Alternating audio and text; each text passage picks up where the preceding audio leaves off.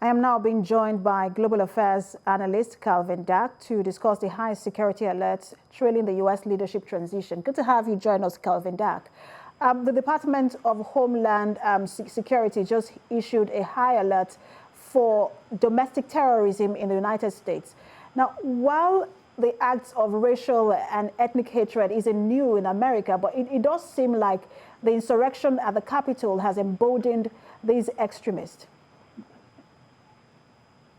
Yes, they have. And as you mentioned, I think it's very important to note that a lot of the root of why these domestic terrorists are doing what they're doing is rooted in white supremacy and racism, but also in an anti-government mentality that's been, bubbling under the surface, sometimes over the surface at times here in this country. What's different about this time is that we have a whole political party, the Republican Party, that they're being very passive in how they respond to it, because unfortunately they don't want to upset a lot of their base who are either members of these groups or at least see these groups as victims of patriots. It's very unfortunate. I want to get to response in just a minute, but let me ask you about how far you think this attacks can go, and how seriously should they be taken? It should be taken very seriously, and it could go very far. Just as a reminder, here in Washington D.C., the inauguration was over a week ago, but we still have National Guard troops here because there are still ongoing threats as the impeachment trial of Donald Trump is set to start in just under 2 weeks. So the threat is real. Now, what I will say is that what happened on January 6th at the Capitol building shocked a lot of people, not for what was attempted, but for the success that they had. And because of that, people are more vigilant than they would have been otherwise. So in that sense, I do think that we're a bit safer because people realize just how bad it can get.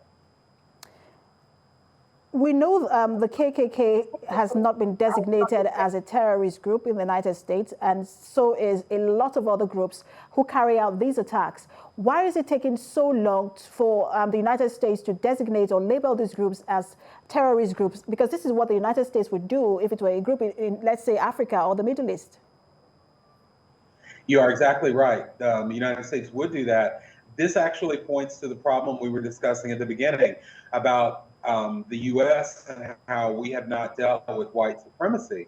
You have a lot of people who, would not maybe publicly endorse groups like the KKK, but who would not see them as terrorists. They would see them as, this is their First Amendment speech right. The history of race in this country is complicated, they would say, which it's not. But that just goes to show you how there's a lot that needs to be resolved when it comes to these groups, which is why they haven't been designated terror groups before, not even in the last administration, but over the last 100 years. So let's talk about response, because you touched on it earlier. You talked about the members of the Republican Party not willing to do anything. But let's talk about President Biden.